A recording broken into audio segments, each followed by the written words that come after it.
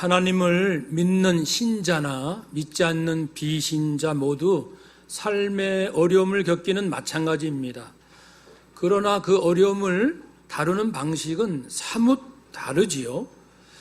왜냐하면 그리스도인들은 세상 사람들이 볼 수 없는 것을 믿음의 눈, 또 하나님의 진리를 깨달음으로 볼 수 있고, 세상이 듣지 못하는 것을 들으며 살 수 있는 영적인 존재, 성령과 함께 사는 사람들이기 때문에 그렇습니다. 우리가 이왕 보고 듣는다면 더 잘 보고 더 잘 들을 수 있도록 훈련하면 얼마나 더 좋을까요? 사순절을 지내면서 성도만이 알 수 있는 은밀한 하나님의 섭리, 우리의 삶의 방식, 하늘의 방식을 성경에서 다시 배울 수 있는 그런 사순절 되기를 기대해 봅니다. 마가복음에 의하면은 우리 예수님께서 세례를 받으시고 그 바로 이어서 성령에 이끌리어 광야에 내몰리셨습니다. 그리고 마귀로부터 시험을 받게 되십니다.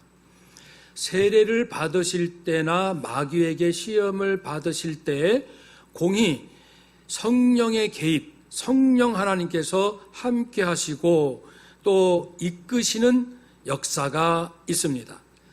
세례 받으실 때 하늘에서 하나님 음성이 들렸지요. 예수님에 대하여 이는 내 사랑하는 아들이다. 하나님께서 이는 지금 세례받는 세례 요한으로부터 물세례 받는 예수는 나의 아들, 하나님의 아들이다 라고 선언하셨어요. 세상에 그 누구도 받을 수 없는 칭호, 또 사역을, 사명을 받으신 거죠. 그런데 불과 얼마 되지 않아서 마귀의 시험이 이어지는데, 마귀는 뭐라고 말하냐면 내가 하나님의 아들이라면 하고 가장 중요한 부분, 즉 그리스도의 정체성 부분에 대해서 도전하는 그러한 이야기를 던집니다.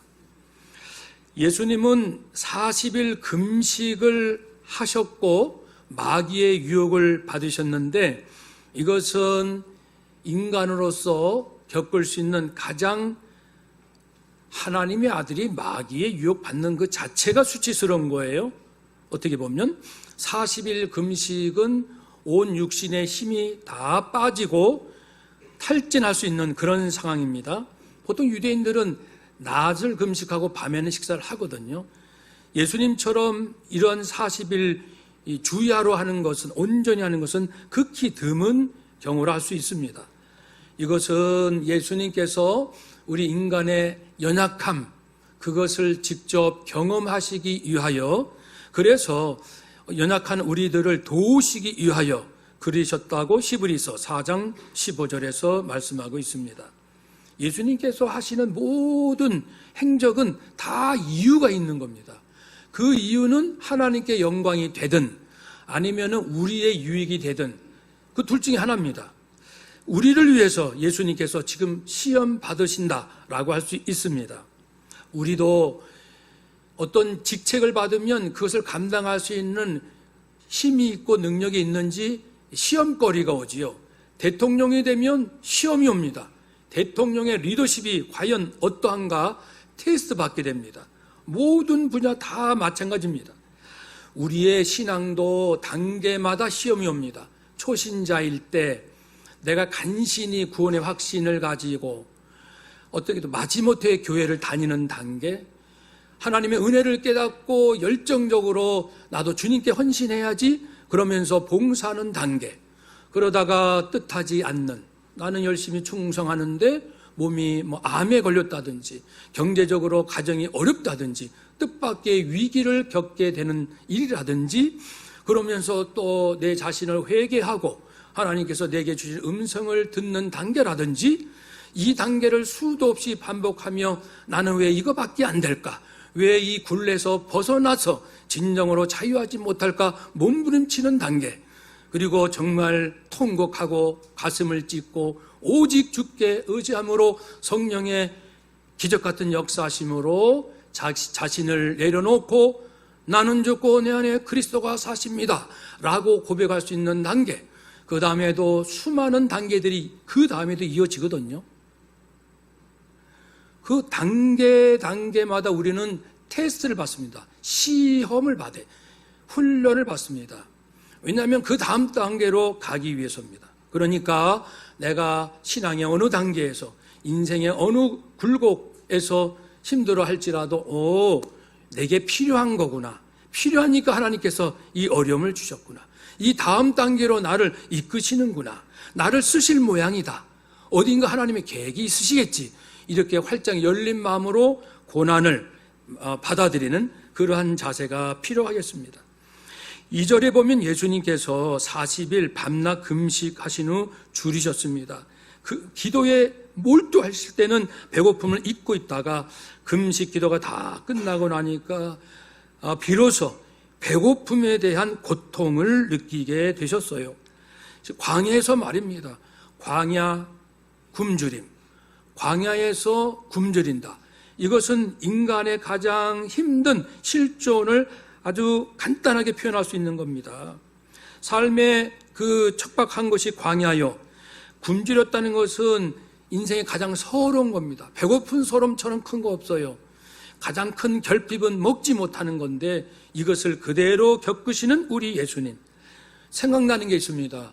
광야 40년 이스라엘 백성이 그 고난의 시간을 보낼 때 3가지 테스트, 시험을 받았습니다. 하나는 굶주리고 목마른 것.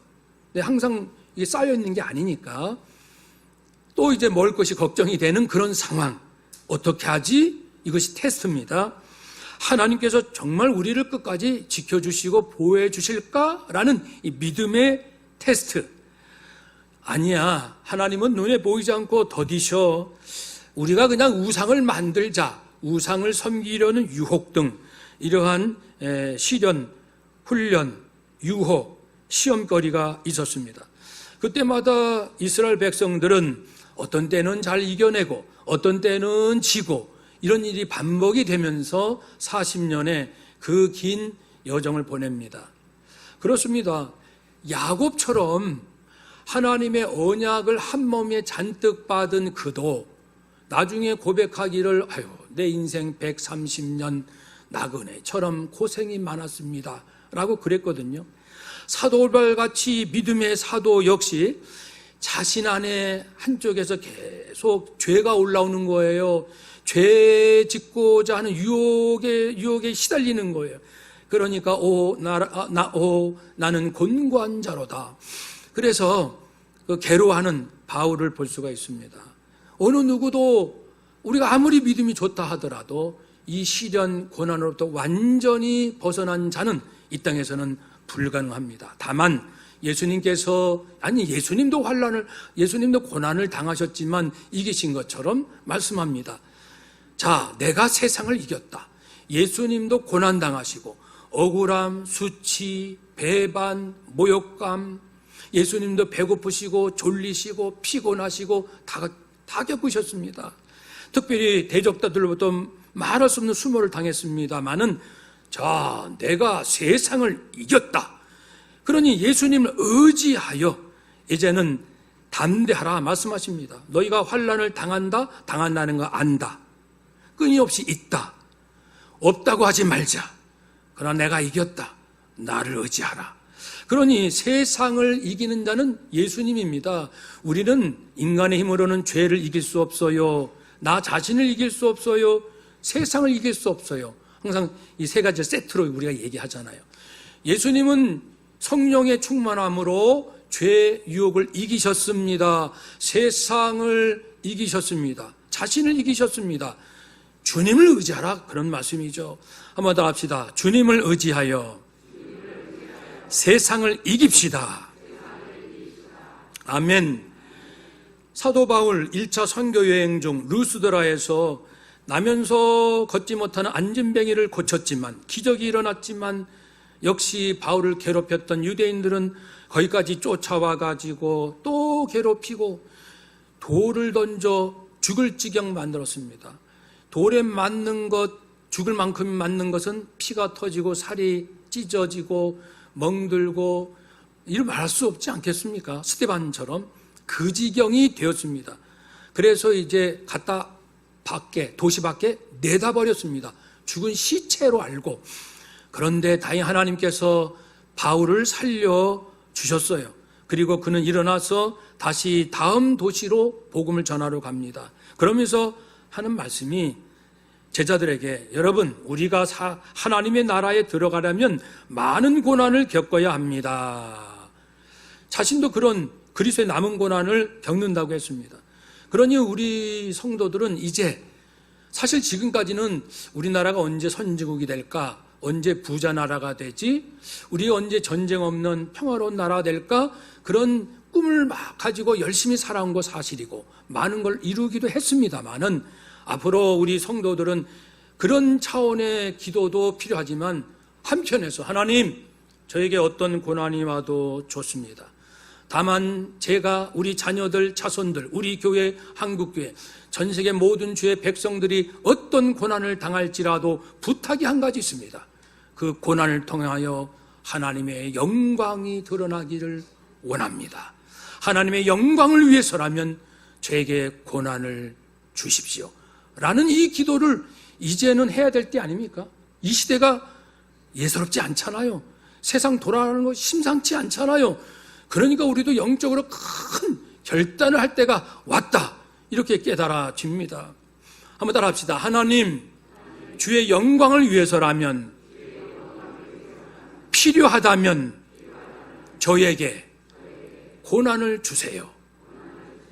아멘. 아멘. 그래서 이제 예수님이 이미 그런 마음으로 사셨거든요. 사도 바울도요. 그러면 세상이 물러갑니다. 죽고자 하면 삽니다. 죽으면 어떻게? 반드시 죽습니다. 죽으리라 하면은 마귀가 우리를 넘어뜨리지 못해요. 물론 순교할 수도 있습니다만은 우리의 영혼, 믿음을 빼앗아갈 수 없다고 했습니다. 그러니 이제 우리는 믿음 안에서 죽기를 각오해야 돼요.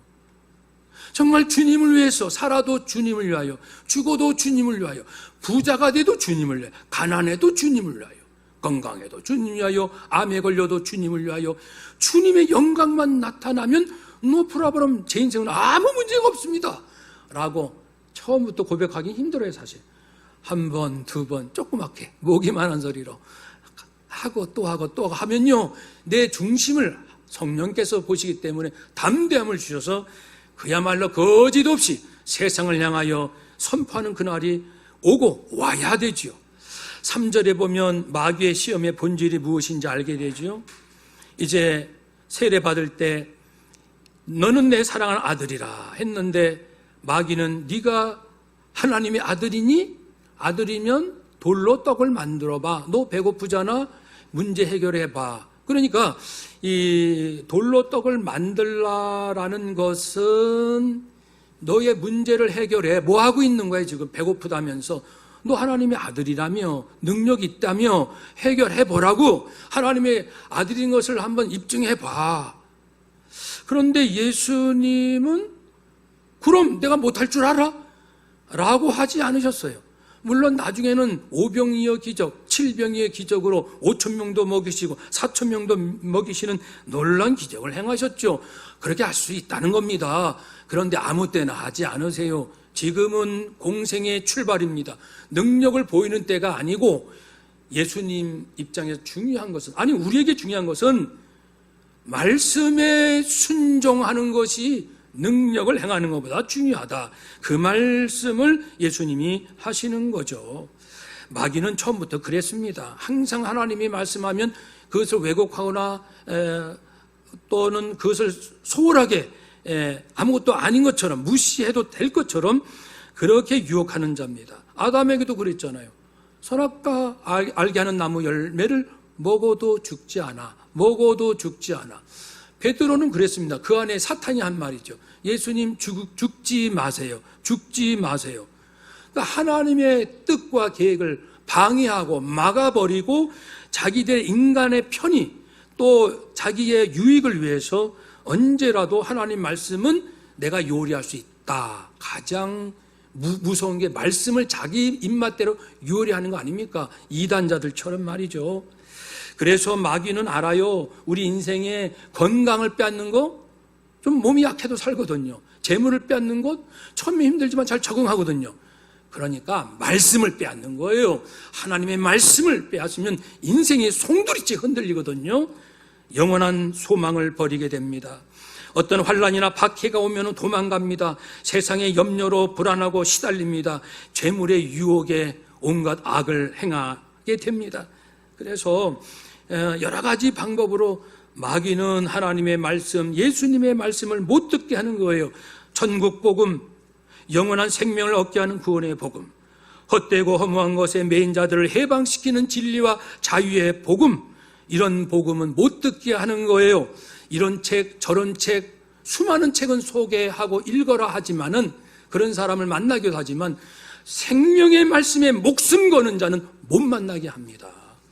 여러분, 혹시 이제 우리 스스로 자아 비판하는 마음으로 내가 지금까지 30년, 50년 신앙생활 하는 중에, 내가 만난 성도 중에, 내 주변의 사람 중에 나는 목숨을 걸고 주의 말씀을 따르겠습니다 라고 진실로 고백하시는 분 과연 몇 분이나 만나보셨는지요?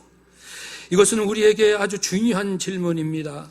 그래서 예수님께서 가장 중요시 여기는 것은 능력 행사가 아니고 그건 나중이고, 가장 첫 출발은 하나님께서 내게 주시는 말씀에 나는 순종하리라. 그래서 이제 3절에 그 돌들이 떡덩이 되게 하라는 말씀을 이런 지하에 거절하고, 사람이 오직 하나님께서 하시는 입에서 나오는 모든 말씀으로 살 것이다 라고 신명기 8장 3절 말씀을 인용했습니다. 신명기 8장에 보면요, 이스라엘 백성이 40년 광야에서 고생 많았습니다. 그래도 고생은 물론 됐어요. 그것이 아늑한 것도 아니고 더위 추위를 늘 피할 수 있는 것도 아닙니다만은 최소한 삶을 사는 데는 아무 문제가 없었어요. 갓난 아이들도, 할머니 할아버지들도, 몸이 아프신 분도, 옷이 헤어지지 않았다, 발이 부러뜨지 않았다라는 것은 그 딱 두 가지만 의미하는 건 아니잖아요. 사람의 기본 삶, 최소한의, 광야에서는 광야에 필요한 최소한의 삶, 가나안 정복해서 가나안 땅에 들어가면 정착해서 살아야 할 그곳에서의 최소한 삶이 있어요. 하나님 다 아십니다. 하나님이 뭐 지혜롭지 못하십니까?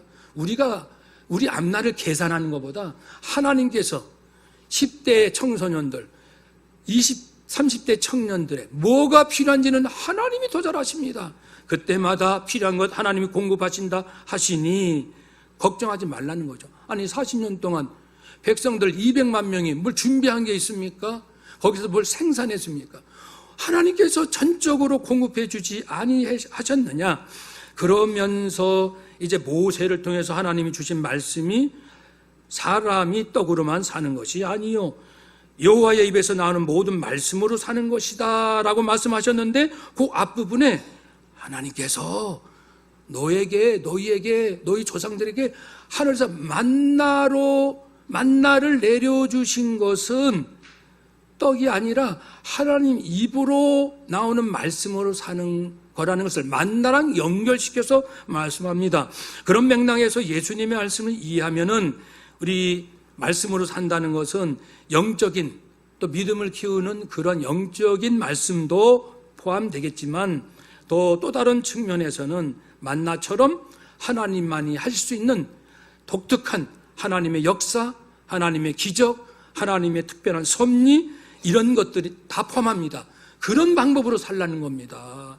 일반적으로 살아가는 그 방식이 아니라 인생의 모든 문제를 어떻게 해결할 것인가, 남유다, 남북 분열 시대 남유다 3대왕 아사는 자기가 통치하는 중에 북이스라엘이 침공합니다.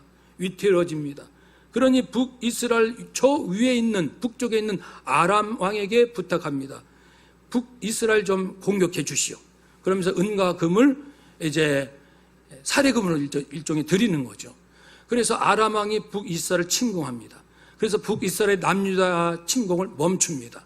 그러니까 외교적으로 사실은 승리한 겁니다. 잘했다고 칭찬받을 만한 왕입니다. 그런데 하나님 평가는 달랐죠. 하나님께서는 그 선지자를 보내셔서 아사 왕을 책망합니다. 이렇게 표현합니다. 아사야, 있잖아. 아람이 북이스라엘을 침략하지 않고 설령 아람과 북이스라엘이 연합해서 너희를 친다고 하자. 그때 네가 나한테 간구하면 안 되니?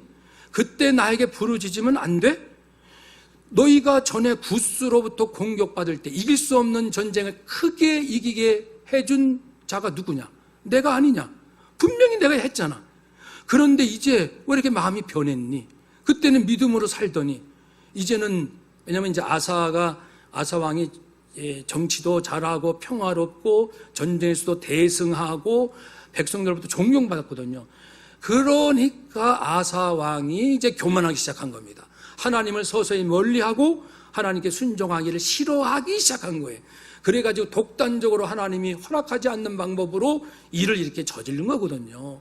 내 눈으로 볼 때는 외교적으로 잘 해결했다고 하나, 하나님께서는 크게 책망하시면서 넌 왜 네 멋대로 하니? 전에는 안 그러더니 너 변했구나 라고 말씀을 하시면서 너 이번 전쟁은 네 힘으로 그래 막았다 하자. 그러나 이후로 전쟁이 계속될 것이다. 그대로 전쟁이 계속됩니다. 인간적인 방법으로 하나의 전쟁을 막았지만 하나님께서 개입하시니까 계속된 전쟁은 막을 길이 없습니다. 그러니까 소탐대실, 인간의 욕망으로 뭘 얻고자 합니까? 이제는 우리가 포기합니다. 그래야 하나님께서 주시는 것을 얻을 수가 있는 거죠. 다시 말씀드립니다. 사람이 떡으로만 살 것이 아닙니다. 즉 문제를 해결하고 내가 원하는 대로 일이 잘 진행된다고 그것으로 다 됐다 하지 맙시다. 하나님의 입에서 나오는 모든 말씀으로 살 것입니다. 항상 하나님께서 하시는 말씀에 순종하고 주께서 베푸시는 은혜와 인도하신 가운데 살아갑시다. 이것이 기독교인들이 살아가는 방식 아닙니까? 세상에서 볼 때는 바보 같으나 똑똑한 자고 이런 것 같으나 얻게 되고 포기했지만 낮아졌지만 높아지고 죽고자 하지만 살게 되고, 하나님의 방식으로 살 것이냐 아니면 세상 방식대로 따라갈 것인가 결단해야 합니다. 하나님께서 왜 한국교회를 또는 대한민국을 부강하게 해 주실 거라고 믿으시는지요?